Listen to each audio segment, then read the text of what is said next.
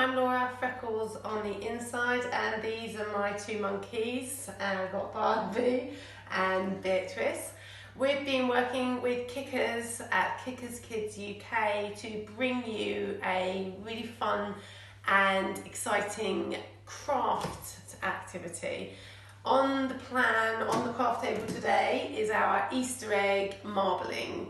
So you're going to create out of card and shaving foam and paint a marbling sheet that then we cut up to create a 3D Easter egg. Ready? Yes. Okay, do you want to take them through the first job? Barnaby, do you want to have a go? What do we have to do first, Pocket? So we get our foam, shake it. Okay, do you want to go on your one? This is really good. It's like an extension of our Joe Wicks daily activity. Careful to not knock your sister out there, Barnaby. Okay, and then we've been using just wallpaper lining that we had left over. If you could just use an old bed sheet, a cardboard box. So really just use anything. It doesn't need to be these special activities for that. But not straight on the table, if there are any kids doing this without parental activity. Perfect. So you want to try and create quite a big area of foam. That's it. That's looking gorgeous. You must use shaving foam. Shaving gel's not going to do the job.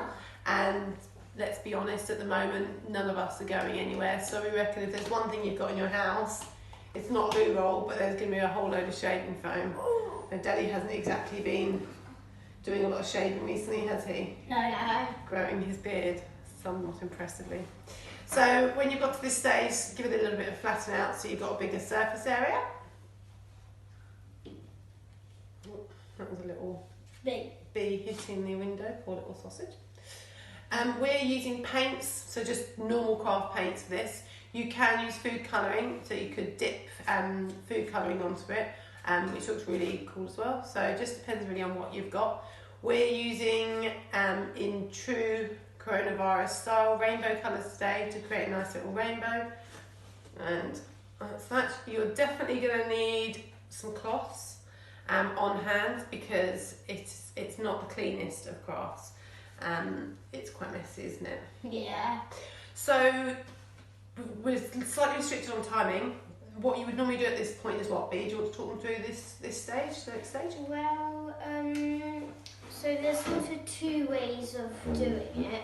What you need to do is if you don't have any sticks like these, you could just go outdoors and get some of these sticks from outside in your gardens. Which we were sort of talking about is quite a good thing to do at the moment, isn't it, with Barnaby? Because what are you learning about at school? Lengths. So we could find some sticks that were all different lengths, couldn't you? And you could measure them to put them in order. So it's just that idea about extending a craft to attempt to bring in some element of that homeschooling, but without them thinking that they're being homeschooled. Sorry, I totally interrupted you, really rude. Karen. Okay, so with our sticks or outside sticks, we just get some paint and we can put it in a pot or something, and then we can flick it on. The other option, what you could do is, if you have any paint pots or something, you could just open them and do like little splodges, but not too That's more difficult to manage in terms of the new fan. It's easier to get the little splatters with just flicking, and it takes more time, which is always a winner. But for the purpose of this video, maybe if we just use that so that we don't keep them here for too long. That's it, well done. Good job. Do you want me to do some orange? I love that one. Okay, you can do it if you want. You want to get a good covering, basically, is the idea here. You don't have to use all of the 6 rainbow colours, but you could use 3 or 4. It's all pretty much up to whatever you've got. But as I say, if you haven't got all the materials in your craft cupboard, be creative. We're going to be using some cards to do the marbling. If you run out of card, that was a nice massive dollop there, Barnaby. Then use the inside of a cereal box, or as I say, if you haven't got the covering wallpaper lining, just be careful, Poppet, and use old cardboard boxes. So just try to be a bit more creative. I think that's probably enough on the orange, sweetheart. We don't want to look like we're being tangoed. And maybe the red, my darling. I'll do ready. Okay. Supposed to be in my blue. Yeah, fine. Sorry, honey. Okay, should we put a little bit, do you want me to pop some over here, Barney? That's it, up that top bit there. Because obviously if you're doing it this way, you're going to use a lot more paint, which potentially you don't want to do. You want to keep your reserves. What? Yeah. Oops. So hence why we need the... Right, can you give your hands a wet, please, Pops? Right, so the next part is the actual marbling part. Kids will get quite ferocious at this point, so Bee's going to talk you through why this is important just to do it a set way.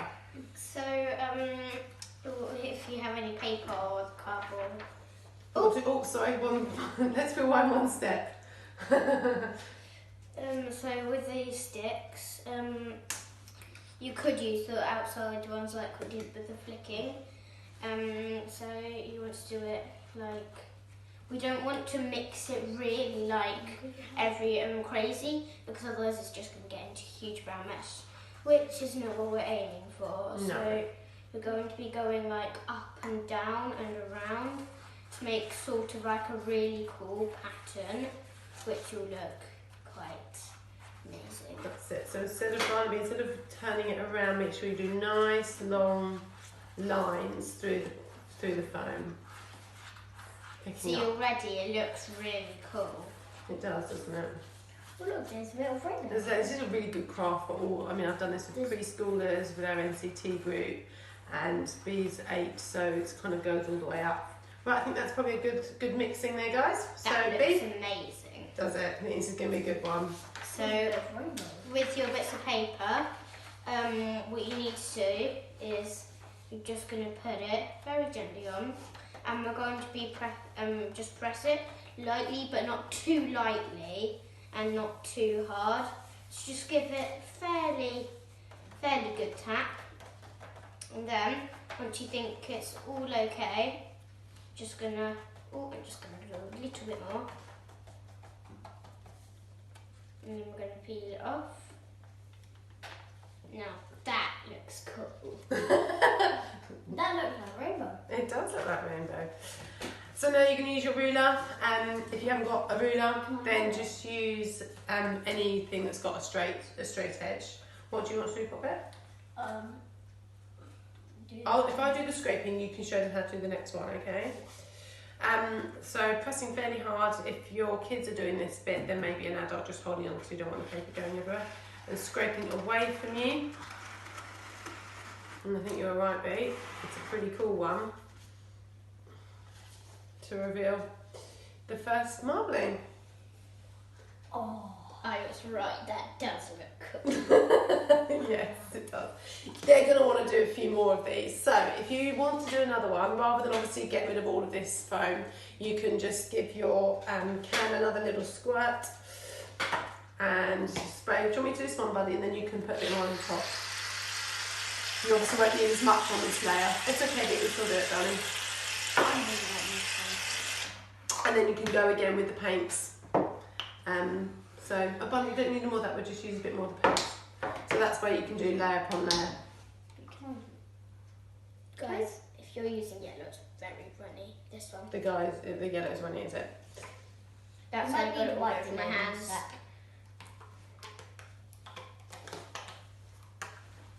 What you can do if you've got loads of tin foil, rather than using the lining paper or whatever you've got on the side, because then you can just wipe off each time, so you're not having to reuse loads of base coverings. Should we just do a few less colours this time, guys, just so they get an idea of what to do? Yep. Just one more orange. One more orange. No orange. I think that one might be a bit tricky. Yeah, it's just a bit. Sometimes it's a bit touch and go, this orange, isn't it? Okay, and then we're going to do a quick bit of marbling. Like we did last time, forwards and backwards, not in a big mess. Okay, so both get that through. Also, if you haven't put that much foam in, you can still see the bottom. There might be a little bit of it, so that's why you need to mix it up across the sides. Okay, that's looking good, guys. Perfect, and take another piece of paper. I like we did last time, not pressing too hard, not too light. So Barney's going to press it, so make sure not too hard, not too light again.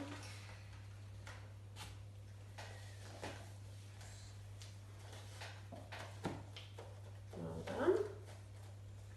And Barney's 6, just for an age reference. Peel it off.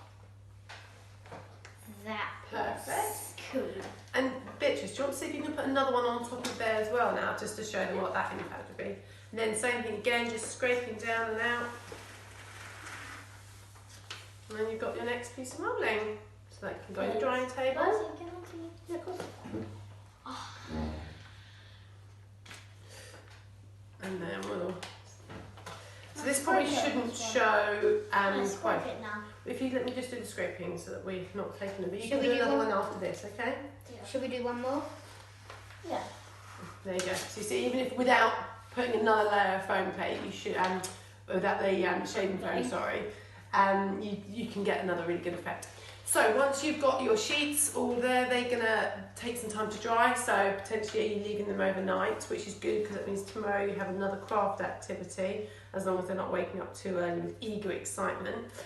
So now you've got your marbling sheets, and the ideas that I came up with is about how you can apply that into something Easter related. So we came up with the idea of these 3D egg shapes. You just need to get a template of an egg, which you can either print out or just hand draw. And depending on the age or confidence you have with your kids, I would let mine use the scissors, but it depends how good they are with scissors. Just cut around your egg shape until you'll have quite a lot coming out of the A3 card. Oh, can you hear Poppy out there? Yeah. Our cat wants to join in on the in the marbling craft. You can hear the chickens too. So what we want to do then is fold over each of your templates in half so that they are matching. So they're lengthways. So they're lengthways matching. Do you want to give that a go, Bea? And then once you've got 3 of them, you can glue them together.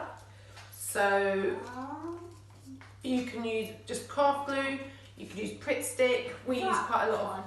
Yeah, it looks great. Glue dots as well. So glue dots great, not as messy, and kids enjoy working with them.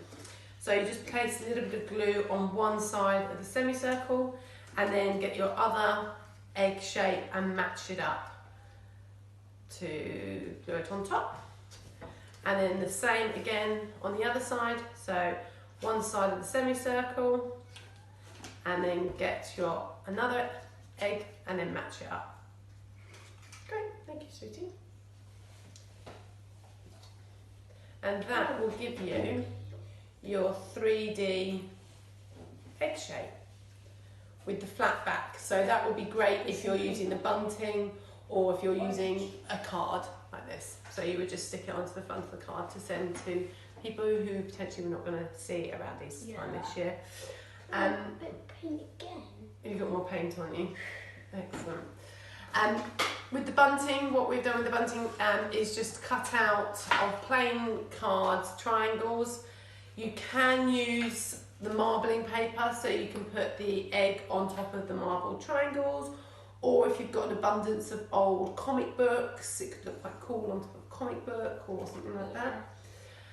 And then for the 3D egg, all you need to do is have your 3 shapes, but instead of 3, you pop 6 on there, and then a little hanger in the middle, something to put onto the Easter table. And that concludes our Easter egg marbling tutorial. What do you think, guys? Good. So thank you so much for joining us. We're going to be doing one more next week, and so hopefully you can come along and see what we've got up our sleeve for that one. But in the meantime, have a lovely Easter. Enjoy the holiday break. Hope you're all doing well and keeping safe. You want to say goodbye? Bye. Happy Easter. Take care.